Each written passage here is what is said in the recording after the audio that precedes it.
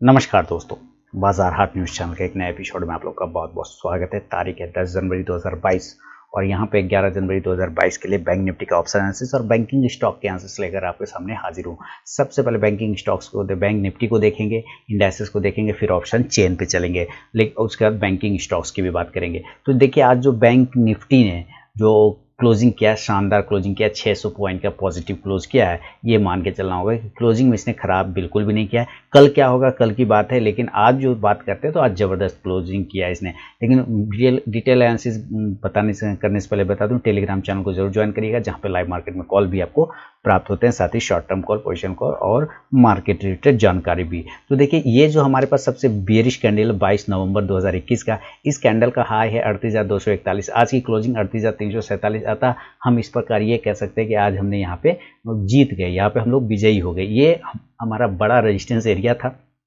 इस resistance area को हमने क्लेम कर लिया और इसको सक्सेसफुली ब्रेक भी कर लिया, सक्सेसफुली इसको पार कर लिया। अब देखते हैं कि आज की जो क्लोजिंग है वो हमारा क्लोजिंग जो है बिल्कुल हाई के पास में हाई लगा है 38,400, क्लोजिंग 38,347 की हो रही है। इसका मतलब हम मात्र 50 पॉइंट नीचे में क्लोज कर रहे हैं, यानी कि ऊपर जाने के चांस ज़्यादा बनते हैं। अभी हम लोग देखेंगे कि ग्लोबल मार्केट का सिनेरियो क्या चल रहा है ओवरऑल, और ओवरऑल अगर हम देखना चाहें FIDI ने क्या क्या है, कितना बिकवाली और खरीदारी, वो भी चेक करेंगे। लेकिन फिलहाल हम लोग चलते हैं पहले ऑप्शन चेन पर और उसकी एनालिसिस करेंगे।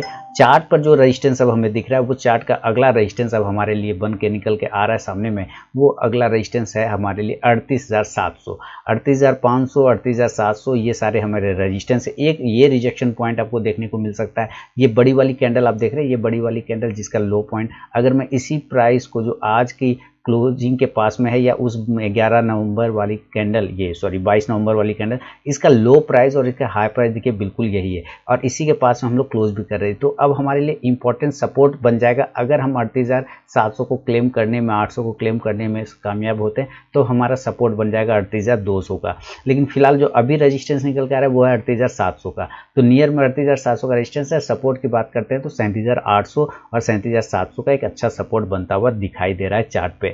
तो अब चलते हैं ऑप्शन चेन पर, देखते हैं डेटा में क्या बदलाव हुआ है, डेटा क्या बता रहा है कि कल क्या हो सकता है। तो दोस्तों, यहाँ पे हम बैंक निफ्टी के ऑप्शन डेटा पे आ गए, ऑप्शन चेन पर आ गए। देखिए, पुट कॉल रेशियो 1.12 का है, यानी कि इतना कंफर्ट नहीं रहा और जिसको कहते हैं जिसके बल पे बाउंस आना चाहिए, तब यहाँ उतना कंफर्टेबल जोन रहा नहीं। हमारी क्लोजिंग आज बहुत अच्छी है, 600 पॉइंट की क्लोजिंग की, 38,350 के आसपास में हम लोग क्लोज कर रहे हैं, तो ये ज़्यादा बेहतर चीज़ है। अब हम चलते हैं 38,300 के पास हम लोग हैं, तो 38,300 और 38,400 के पास में एट द मनी हम लोग बैठे होंगे। तो ये प्राइस पे हम लोग यहाँ पर आ गए। अब यहाँ पे हमारा रेजिस्टेंस है और इधर हमारा सपोर्ट है। चलिए देखते हैं, इस तरफ हम कॉल को एनालाइज करेंगे, इधर हम पुट को एनालाइज करेंगे। तो 38,400 पे मुकाबला अगर हम देखते हैं तो यहाँ पे 6,83,175 कॉल बायर है। अब पुट राइटर की बात करते हैं तो 2,30,275, यानी कि हमारा नियर रेजिस्टेंस की बात करते हैं तो 38,400 का साफ दिख रहा है। लेकिन साथ में ये भी कॉन्फिडेंस दे रहा है कि भाई ये सेलर नहीं, ये बायर है। लेकिन आपको ये बता दूं कि ये बायर और सेलर की जो बात है, आपको इसको दिल में नहीं बैठाना है, ठीक है। इसलिए कि ये चेंज हो जाता है, कल डेटा चेंज हो जाएगा, मार्केट में थोड़ा सा भी फ्लक्चुएशन आएगा, निगेटिविटी आएगी, तो ये कॉल बायर तुरंत से चेंज हो जाएंगे राइटर में। इसलिए आपको इस पर दिमाग में आपको ये देख के चलना है कि हाँ, यहाँ पे हमारा कॉल में ओपन इंटरेस्ट ज़्यादा है और पुट में कम है। तो 38,400 का हमारा नियर रजिस्टेंस बन रहा है पहला। 38,500 का अगर रजिस्टेंस की बात करें, 38,400 पे एक बात यह है कि 3,43,925 आज ही एड हुआ है, इसी जगह पे एड हुआ है, तो ये चीज़ ज़्यादा बेहतर है। हाँ, तो ये चीज़ आपको 3,43,925 के आसपास में एड हुआ है आज ही 38,400 पे। तो पहले इसको अगर हम ब्रेक बाय ऊपर सस्टेन कर जाते हैं तो एक अच्छी तेजी बन जाएगी। दूसरे 38,500 की बात करते हैं तो यहाँ पे 14,98,375 हमारा कॉल बायर है, यानी वे कॉल में ओपन इंटरेस्ट है। 3,16,200 हमारा पुट राइटर है। तो 38,500 अब हमारा अगला बढ़िया वाला रेजिस्टेंस बन रहा है। अब इस चीज़ की देखते हैं 38,600 की तरफ में अगर हम बढ़ने की कोशिश करें तो 38,600 पे क्या मुकाबला चल रहा है ये देखते हैं। 4,40,125 हमारे पास कॉल में ओपन इंटरेस्ट है और पुट में अगर हम बात करें तो मात्र 76,000 के आसपास में है। अब इस जगह पे देखते हैं तो जाहिर सी बात है अभी ऊपर कितना जा सकते हैं हम लोग। देखिए 38,700 के पास तो अब हमारा रेजिस्टेंस है, तो मैं फिलहाल 38,700 तक की पास में ही देखने की कोशिश करूंगा, जहां पे 6,34,850 में कॉल राइटर है, कॉल में ओपन इंटरेस्ट है, और पुट में अगर देखते हैं तो 56,625 है। तो 38,400, 38,500 और 38,600 पे भी हमारा रेजिस्टेंस है। 600 पे पुट में अगर हम बात करते हैं तो 76,050 के आसपास में हमारा पुट में ओपन स्टेज है, जिसके मुकाबले कॉल में 4,40,000, तो काफ़ी ज़्यादा का डिफरेंस है। तो 38,700 के ऊपर फिलहाल मैं नहीं देखूंगा। 38,400, 500, 600 और 700, 400 के आसपास तो हम क्लोज ही कर रहे हैं, और 500, 600, 700, 700 पे एक बड़ा बियरिश कैंडल बना हुआ है प्रीवियस में, तो वो भी हमारे लिए इंपॉर्टेंट रेजिस्टेंस एरिया है। अगर हम सपोर्ट ढूंढने की बात करते हैं तो हम पुट एनालाइज करें 38,300 के आसपास अगर हम देखते हैं तो 4,53,350 के आसपास में पुट राइटर है। कॉल में बात करते हैं तो 7,82,750 के आसपास में। अब देखिए कि हमारे पास ये 4,53,000 हम ठीक 300 के ऊपर सस्टेन कर रहे हैं, तो ये कैसे हो सकता है कि हमारा कॉल में तो ओपन इंटरेस्ट ज़्यादा है, तो ये जो है ना 38,300 हमारा एक सपोर्ट बन जाएगा, क्योंकि कॉल बायर जो होते हैं वो पुट राइटर का सपोर्टर होता है। लेकिन जरा सा भी मामला अगर गड़बड़ाया और मार्केट इसके नीचे ही रहा तो ये सारे कॉल बायर कॉल राइटर में चेंज हो जाएंगे। तो हम एक सपोर्ट मान के चल रहे हैं कि अभी 38,300 पे हमारा नज़दीकी सपोर्ट है। इसको एक्चुअल सपोर्ट कहाँ से स्टार्ट होगा वो समझते हैं। तो 38,200 के स्ट्राइक प्राइस पर अगर हम बात करें तो 6,74,950 पुट राइटर है, और कॉल बायर की बात करते हैं 7,24,000। तो यहाँ पे भी एक हमारा सपोर्ट बनेगा, लेकिन ये उतना कॉन्फिडेंट वाला सपोर्ट एरिया नहीं है। हमारा सपोर्ट एक्चुअल कहाँ होगा, 38,100 और 38,000। ये दो ऐसे पॉइंट है जहाँ पे ज़्यादा बढ़िया सपोर्ट आपको देखने को मिलेगा। और सबसे बढ़िया सपोर्ट की अगर बात करें तो वो है 38,000 का राउंड नंबर स्ट्राइक प्राइस, जहाँ पे 19,45,225 के आसपास में पुट राइटर बैठा है। 12,34,150 आज ही एड हुआ है सोमवार के दिन। इसके मुकाबले हम कॉल में देखते हैं तो 13 लाख है, जिसमें कि 6 लाख भाग गया लगभग। तो हम यहाँ पे जो एक्चुअल पुट राइटर का संख्या है वो 38,100 है और 38,000 है। तो मेरे लिए अगर सपोर्ट की अगर हम बात करें तो मैं सपोर्ट मान के चल रहा हूँ 38,100 और 38,000, 38,000 वाला। ये दो एरिया है जहाँ हम सपोर्ट ढूंढ सकते हैं बढ़िया। इसके नीचे अगर हम जाते हैं तो फिर और अच्छा सपोर्ट मिलेगा, जहाँ 5,58,825 के पुट राइटर के साथ 37,900 पे ओपन स्टेज पे लोग बैठे हुए हैं, और जिसके मुकाबले कॉल की बात करते हैं तो मात्र 2 लाख के आसपास में। तो 37,900 भी हमारा एक अच्छा सपोर्ट निकल के आ सकता है। तो अभी मैं फिलहाल 38,000 तक लेके चलता हूं, और 38,000 और बहुत हुआ तो 37,900। इसके बाद की देखते हैं कि चार्ट पे क्या सिनेरियो बनता है। तो 37,900 तक अभी हम सपोर्ट एक पकड़ के चलते हैं।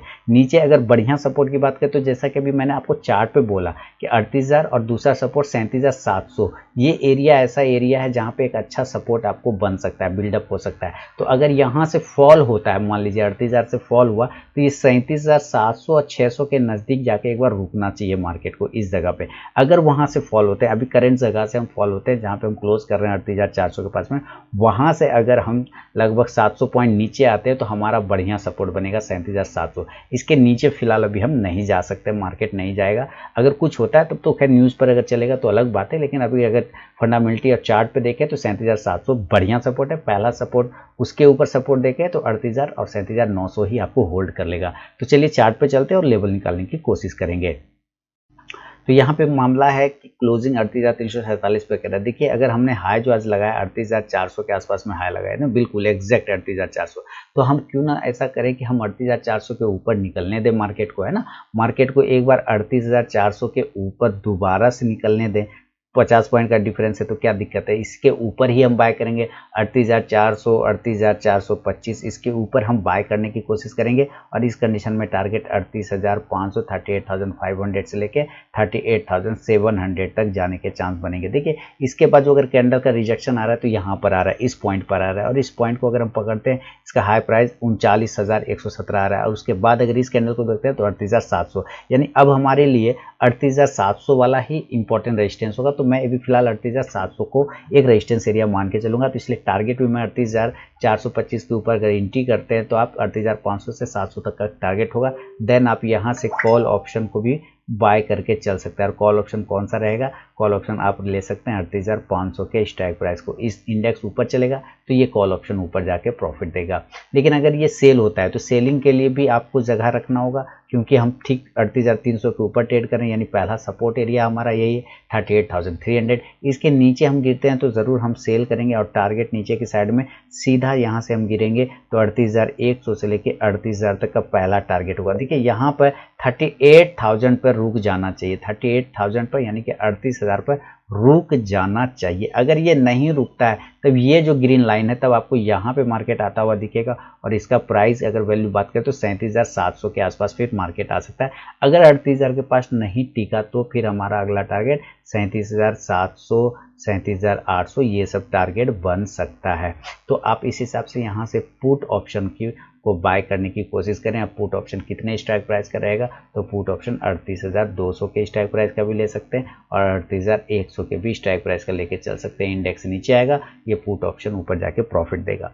तो ये हुआ एक नॉर्मल कंडीशन पे। अगर ये गैप अप या गैप डाउन खुलता है तो फिर मामला क्या जमेगा ये जरा हम समझ लेते हैं। अगर गैप अप खुलता है तो गैप अप खुलने के चांस क्या बनते हैं। देखिए हम क्लोजिंग 38,350 के आसपास में करें, 38,400 हमारा ये था रिजेक्शन पॉइंट था, तो हमारे लिए यही लेवल 38,700 जो मैं बोल रहा हूँ ये लेवल हो जाए या 38,800 हो जाए, ये सारे लेवल हमारे गैप अप पॉइंट होंगे। अगर इस जगह पे गैप अप खुलता है तब भी आपको प्रॉफिट बुकिंग और सेल का पोजीशन बनाना चाहिए, क्योंकि मार्केट यहाँ से कंटिन्यू अपसाइड में जा रहा है। आप देख रहे हैं एक दिन भी बैंक निफ्टी ने यहाँ से आपको रिजेक्शन नहीं दिया, तो एक बार रिजेक्शन मिल सकता है इस लेवल पे, हो सकता है आपको गैप अप खुलने पर सेल का पोजीशन बनाना पड़े और टारगेट नीचे की साइड में 38,600 से लेके 38,300 तक के टारगेट भी देखने को मिल सकते हैं। आप यहाँ से फिर पुट ऑप्शन को अगर बाय करें तो ज़रूर कर सकते हैं। और पुट ऑप्शन कितने स्ट्राइक प्राइस का रहेगा तो 38,700 के स्ट्राइक प्राइस का भी लेके चल सकते हैं। इंडेक्स नीचे आएगा तो ये पुट ऑप्शन ऊपर जाके प्रॉफिट देगा।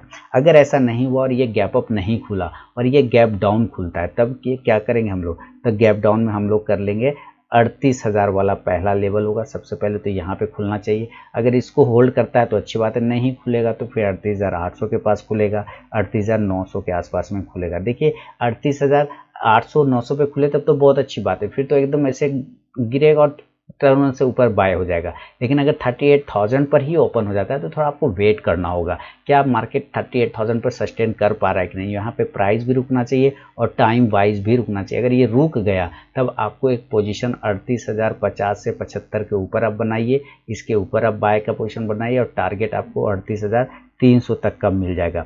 अगर नीचे बनता है, नीचे खुलता है 38,800 और 900 देन या 38,000 पे पोजीशन बनाया तो नीचे आने पे क्वांटिटी ऐड भी कर सकते हैं। और अगर इस दोनों ही एरिया पे खुलता है 38,800 या 900 पे तब भी आप बाय का पोजीशन बाय ऑन डीप करके चल सकते हैं। टारगेट ऊपर के लिए खुलेगा 38,000 से लेके 38,300 तक के टारगेट इसमें भी देखने को मिलेंगे। आप यहाँ से जो है कॉल ऑप्शन को बाय करने की कोशिश कर सकते हैं। कॉल ऑप्शन कितने स्ट्राइक प्राइस का लेगा तो 38,000 के स्ट्राइक प्राइस का भी आप लेके चल सकते हैं, कोई दिक्कत नहीं। इंडेक्स ऊपर तो ये कॉल ऑप्शन भी ऊपर जाके प्रॉफिट देगा। तो ये सारे सिनेरियो समझा दिए मैंने आपको, गैप अप और gap down, normal condition. MACD super bullish है, आरएसआई भी सुपर मूवमेंट में। अब देखते हैं कि फिलहाल 15 मिनट के चार्ट पे क्या हो रहा है और हम लोग फिर एफआई और डीआई के डेटा को भी देखेंगे और साथ ही ओवरऑल ग्लोबल मार्केट को भी समझेंगे। तो 15 मिनट के चार्ट पे पहले हम लोग यहाँ पे आते हैं। 15 मिनट के चार्ट पे देखते हैं कि जो कैंडल, जो चीज़ें मैंने एनालिसिस करके दिया था कल, क्या मार्केट उसके हिसाब से गया या नहीं। तो आप बिल्कुल देखेंगे मार्केट बहुत ही अच्छे पैटर्न में चल रहा है अभी फिलहाल। जिस तरह का ये पैटर्न है देखिए, यहाँ से इस तरह से ये ऊपर गया, अब बिल्कुल उसी को जोड़ करके नीचे आता है, फिर यहाँ से तोड़ के फिर ऊपर जोड़ता है और इस तरह से चला देता है। अब देखिए ये अगर ऐसे जा रहा है तो इसका सिनेरियो अब कैसा बनना है देखिएगा। ये वेव है ना, ये क्या है, वेव है। ये वेव ऊपर गया और ये वेव जब ऊपर जाता है तो एक बार वेव को नीचे आया और जब ये वेव नीचे आया तो फिर वेव ऊपर गया। अब ये वेव फिर नीचे आया तो फिर ये वेव कहाँ गया, ऊपर गया। तो अब आप अपने कहेंगे तो वेव तो नीचे आना चाहिए, बिल्कुल नीचे आएगा और नीचे आके कहाँ पे आना चाहिए, तो एक बार वेव को यहाँ पे रुकना चाहिए 37,700 से 800 के आसपास। कल आपको 37,700 से 800 के आसपास मिल सकता है गैप डाउन में। अगर मिला तो अच्छी बात है, नहीं मिला तो हो सकता है इसको तोड़ते हुए इस वेव को कंप्लीट करेगा यहाँ पे, जो कि 37,500 600 तक हो सकता है। चांसेस ऐसे बनते हैं, है ना, इस वेव के हिसाब से। अगर नहीं तो फिर ये हमारा प्राइस चैनल हो जाएगा, ये हमारा ट्रेंड लाइन हो जाएगा इस तरह से, और यहाँ से एक हमारा हॉरिजेंटल ट्रेंड लाइन ऐसे हम डालेंगे तो आपको पता चलेगा कि एक ट्रायंगल पैटर्न बन गया। तो अगर इस ट्रायंगल पैटर्न 38,400 को ऊपर निकलता है तब तो 600 को टारगेट दे देगा। अगर ये नीचे ब्रेक करता है 38,300 को, नीचे के लेवल को ब्रेक करता है तो 38,000 से 37,800 तक का टारगेट नीचे देने की कोशिश करेगा। अदरवाइज इस वेव वाले फॉर्मेशन में अगर आप देखेंगे ऐसे ही वेव चल रहा है, ये ऐसे इस तरह से आप देखेंगे तो वेव बिल्कुल आपको ये वेव में चलता हुआ नजर आ रहा है और ये वेव अपने आप आपको बोल देगा कि अब ये नीचे आने के लिए इस तरह से रेडी है। ठीक है, तो आप हो सकता है थोड़ा कॉशियस होकर भी ट्रेड करें तो कोई दिक्कत वाली बात नहीं है। तो ओवरऑल मैंने आपको हर एक कंडीशन समझा दी दोस्तों। अब ये कंडीशन समझा दिया तो चलिए ज़रा हम एफआई और डीआई का डेटा भी देखते हैं। देखिए एफआई का डाटा जो है आज कैश में 124 करोड़ की बिकवाली किया है, डीआई ने 482 करोड़ का खरीदा है।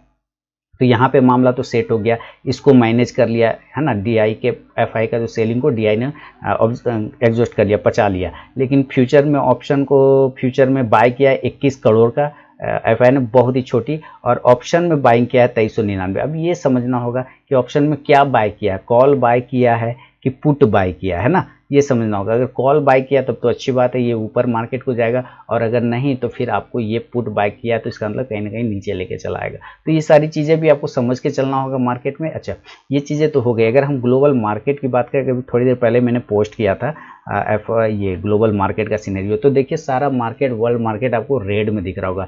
ये लगभग 20-25 मिनट पहले मैंने पोस्ट किया था टेलीग्राम चैनल और अपने इस पर ग्रुप में। अभी देखते हैं, अभी मैं सिनेरियो एक बार रिफ्रेश करके देख लेता हूँ अपने मोबाइल में कि क्या बता रहा है। 400 पॉइंट डाउ बोल रहा है नीचे, क्या 400 पॉइंट डाउ है नीचे या नहीं। बिल्कुल मार्केट तो वैसा ही दिखा रहा है और ओवरऑल निगेटिव मार्केट दिखा रहा है, तो चांसेस हो सकता है कि कल निगेटिव ओपन हो जाए। और डेटा यहाँ भी अगर मैं देखूँ मार्केट ओवरव्यू और बाहरी मार्केट को अगर देखने की कोशिश करूँ, वर्ल्ड का मार्केट, तो वर्ल्ड मार्केट में भी मुझे यहाँ पे S&P 500 में 19 पॉइंट निगेटिव, 144 पॉइंट नैस्डैक गिरा हुआ है, मिला जुला है, कोई ज़्यादा नहीं, 198 ये मिला जुला कारोबार चल रहा है, ऐसा कुछ खास नहीं, थोड़ा सा संभला है लग रहा है मामला। नैस्डैक का एक अभी दिखा रहा था, नैस्डैक में S&P 500 नैस्डैक 355 पॉइंट दिखा रहा था नीचे, है ना, US 563।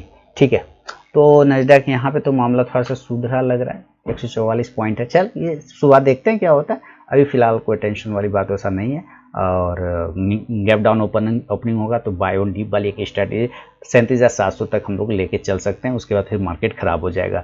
तो ओवरऑल दोस्तों ये मेरा अपना व्यू है। कहाँ गया बैंक निफ्टी का चार्ट। अब चलेंगे ज़रा हम लोग बैंकिंग स्टॉक्स की तरफ, और बैंकिंग स्टॉक्स में अगर हम लोग बात करें तो बैंकिंग स्टॉक्स का, चलिए एयू स्मॉल फाइनेंस बैंक से स्टार्ट करते हैं। और एयू स्मॉल फाइनेंस बैंक में देखिए इतना डिटेल एनालिसिस मैं आपको बना के दे रहा हूँ, यहाँ पे आप फीडबैक देना ज़रूर याद रखें। इस जगह पे एक रेजिस्टेंस ले रहा है एयू स्मॉल फाइनेंस में 1255 के ऊपर, अगर 1255 के ऊपर टिक जाता है तो फिर आपको 1300 तक के टारगेट भी बनेंगे। अदरवाइज अपने लो प्राइस को ब्रेक करता है नीचे 1220 को, तो सेलिंग में चला जाएगा 1180 के लिए।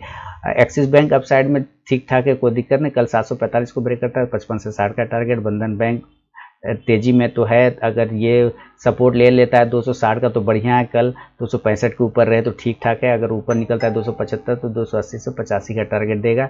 बैंक ऑफ बड़ौदा एकदम ज़बरदस्त मूवमेंट में आ गया है बैंक ऑफ बड़ौदा, और अपसाइड के टारगेट कंप्लीट कर दिया है, तो मुबारक हो। ऊपर 92 वाला टारगेट हम लोगों का था, वो टारगेट हमारा हो गया है कंप्लीट। अब हम लोग वेट कर सकते हैं 96 से 98 के टारगेट के लिए। बैंक ऑफ इंडिया, इसके भी टारगेट आ गए, कंप्लीट हो गए। 56 वाला टारगेट लगभग दे ही दिया, अब हम 58 का टारगेट का वेट करेंगे। कैनरा बैंक देखिए एरो लगा रखा है, अभी जो टारगेट की बात करें तो लगभग 225 का एक टारगेट होगा, तो उम्मीद है 225 कल मिल जाएगा। अगर गैप डाउन ओपन हो गया ओवरऑल ग्लोबल मार्केट की वजह से, तो फिर आपको एक नीचे में बाय ऑन डिप वाला स्ट्रैटेजी यूज़ करना होगा। कैब कब सिटी यूनियन बैंक, ये कब है, इसका नाम CUB कब, ये जो है यहाँ से देखिए मैंने एरो लगाया था, इसको ऊपर जाना चाहिए था, बिल्कुल जा रहा है, और 147-48 के ऊपर निकलेगा तो 50 से 52 तक के टारगेट मिलेंगे। फेडरल बैंक कंप्लीट हो रहा है 96 वाला टारगेट, 96 के ऊपर सस्टेन करेगा तो 98 से 100 तक के टारगेट बनेंगे। HDFC बैंक कल अगर अपने हाई जोन को ब्रेक करता है 1575 को तो 1600 का टारगेट देगा, नीचे 1540 को 45 को ब्रेक करेगा तो 1520 की तरफ भागेगा। ICICI बैंक ने 810 वाला काम कर दिया, फिनिश, ये कंप्लीट हो गया। ठीक है, यहाँ पर और यहाँ पे ये दो जोन आपको नज़र आ रहे होंगे, ICICI बैंक ने इसको वापस से रिक्लेम कर लिया, ये मुबारक हो। और अगर कल ये वापस से 812-13 के ऊपर निकलता है तो 820 के टारगेट बनेंगे। IDFC First Bank buy on dip करना है, लॉन्ग टर्म स्टॉक रखना है पोर्टफोलियो के लिए। इंडियन बैंक की बात करें तो इंडियन बैंक अब वापस से ऊपर की तरफ जा रहा है 150 की तरफ, और 150 के ऊपर सस्टेन कर जाता है तो 155 के टारगेट देगा। इंडसइंड बैंक देखिए इसके ऊपर मूवमेंट बनेगा 935-36 के ऊपर 950 के लिए, और नीचे 915 को ब्रेक करेगा तो 900 तक गिर सकता है। कोटक महिंद्रा बैंक कंप्लीट हो गया, इसका भी टारगेट 1975 का 1960 के ऊपर निकलेगा तो 1980 से लेकर 2000 के टारगेट बनेंगे कोटक बैंक में। Punjab National Bank buy on dip करना है, पोर्टफोलियो स्टॉक रख के इसको पास में चलना है। आरबीएल बैंक की बात करें तो देखिए रिस्की ट्रेडर पोजीशन बनाना चाहें तो भाई 125-20 के स्टॉप लॉस के साथ बनाएं और ठीक ठाक चल रहा है 150 तक और 160 तक का टारगेट दे सकता है आपको। एसबीआई होल्ड कर रहा है 506-7 के ऊपर निकलेगा तो 515 से 20 के टारगेट देगा। यूनियन बैंक ये 47-48 के ऊपर होल्ड करेगा तो 50 तक जाएगा। यस बैंक 15 रुपये के ऊपर मूवमेंट करेगा, अदरवाइज नहीं। तो ये है दोस्तों बैंक निफ्टी और बैंकिंग स्टॉक को मेरा व्यू। पसंद आया तो जरूर फीडबैक दें। मिलूंगा नेक्स्ट वीडियो में, तब तक के लिए बहुत बहुत धन्यवाद।